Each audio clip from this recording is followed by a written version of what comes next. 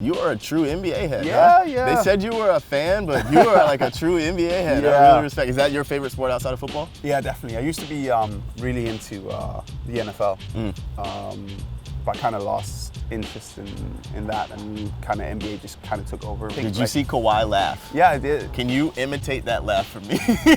I don't know. I saw it. Hey, Pretty good. That was pretty good. That's pretty tough. Guys, we are here at Huddersfield. We got Mathias Jørgensen, the legend, Zanka. We're going to talk a little bit about everything, a little NBA, a little Huddersfield, and a little goal scoring. Let's get into it. How you doing, man? I'm alright. Everything good? Yeah. Ready for training today? Oh, well, I'll get there. We'll We'll get you into this first, and then we'll get you to training. Well, let's just get right into it, man. Talk to us a little bit about where the name Zanka came from. I was 10 years old, playing like juvie football, like young football. I had to go home from the training session. I was like, because in Denmark it gets cold, so you have to go to like indoor facilities. It's for like 20 minutes out, cram people in the car. Yeah. I was sat in front of the passenger seat. Felt like it was like a bobsleigh, and my coach just seen cool runnings. Yeah.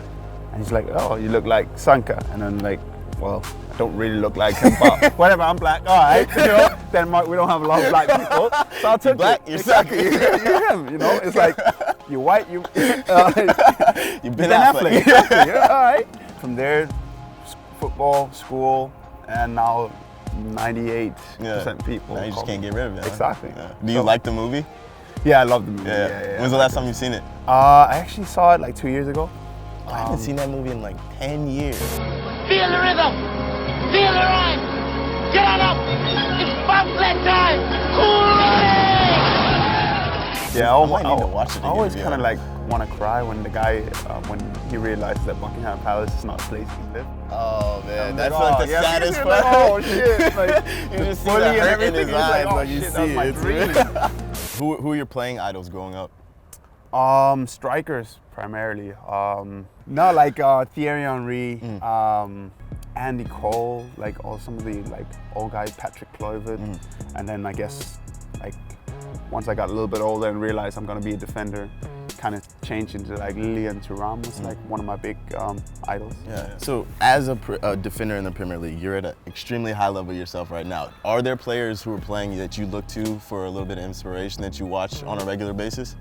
Yeah, Or are you definitely. just I watching think- yeah. soccer videos on a regular Yeah, it's like going to YouTube and like type in like Watching whatever thing watching I got. yourself, man. Come on, Exactly. you get your own highlights. I think definitely every time I watch football, I think I look into what do people at a high level or in a big club do that I don't do as good. I think that I'm a big NBA fan as well, as I know we're going to talk about. But basically the way that NBA players interact and kind of learn off each other in off season and kind of study game tape and try to kind of draw inspiration from that. I think that's something that I want to use in football as well, and that I kind of take bits and pieces from all the players that I like or idolize or admire. Yeah, that is a pretty unique thing you see in the off-season. Stars that go head-to-head with each other. They're training together. Is that something you'd like to see more of in football?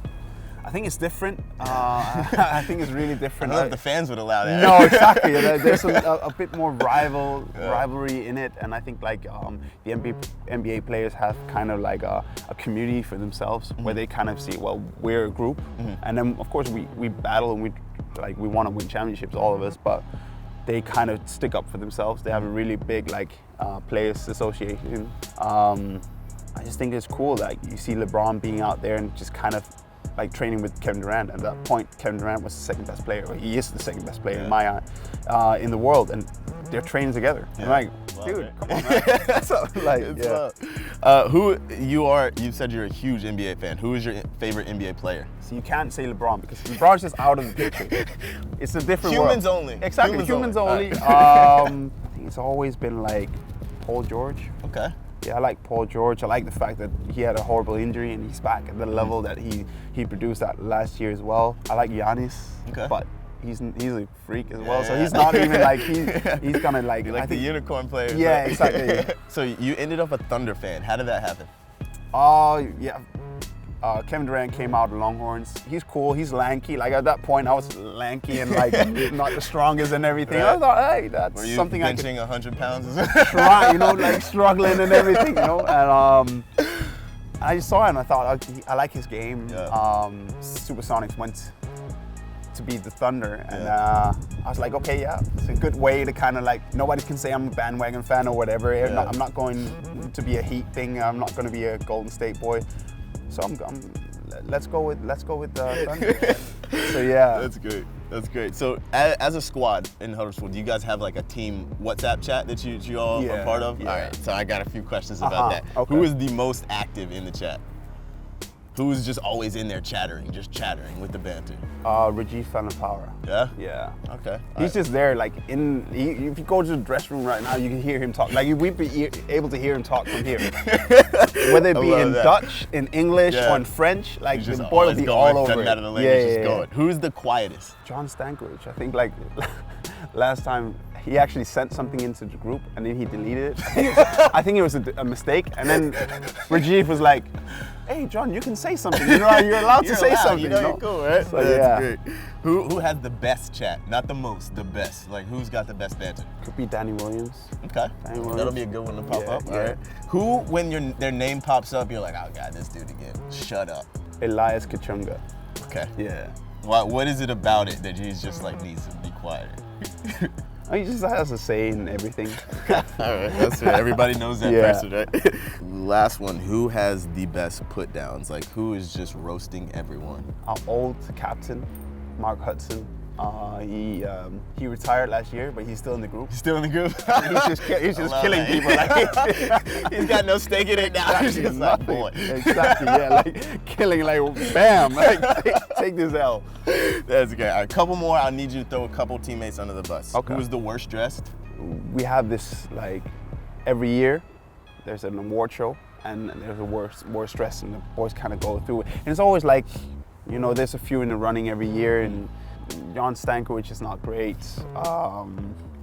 We got some of the boys rolling up, or most of the boys rolling up in tracksuits every day. Comfort, that's fair. Comfort is all right, but like, you know, come on. Switch it up a little bit. Exactly. Like, you can't just come in a new color every day. Okay, just like, you know, I'm sure you own jeans. Like, wear them once in a while. Who else? I know a lot of the boys are after Jonas because he has a very Scandinavian style, which is a lot apart from what they wear over here. Right. It's not very football player-ish. So I guess he has to be in there, even though I understand it a little bit. Yeah. Steve Meunier. Don't really know why, but he's always getting mentioned as well. All right. Okay. Who controls the music in the locker room? I do. You do? All right. What kind of music are you playing? It's always a lot of Drake. Then Terrence will come and like pat me on the shoulder and be like, I need some Meek Mill. And like, okay, we'll drop in some Meek Mill. Migos. Okay. DJ Mustard when it has to be a little bit more upbeat, something like that. All right. Are there any Danish rappers whose names we need to know? Noah Carter. Noah Carter. Yeah, he just had an EP out called Couch Dreams. I'm quite sure. He's from Copenhagen. I know the boy. Like, but he's really sick. Like he raps in English and has a really dope flow. A really good producer, and I think like that's the only product out of Denmark you actually take notice of. I know he's been played on Hot 97 a few times, so like that's a name to kind of Noah Carter. Noah Carter. Yeah. All right, I'm writing that down. Cool, man. Thank you so much for problem, joining man. us. No It's problem. been a pleasure, man. Gonna have to go to an NBA game with you soon. Yeah. I've been a few times. Yeah. Been a few times, but Next time you come over to the States, hit us up. we'll Go. do.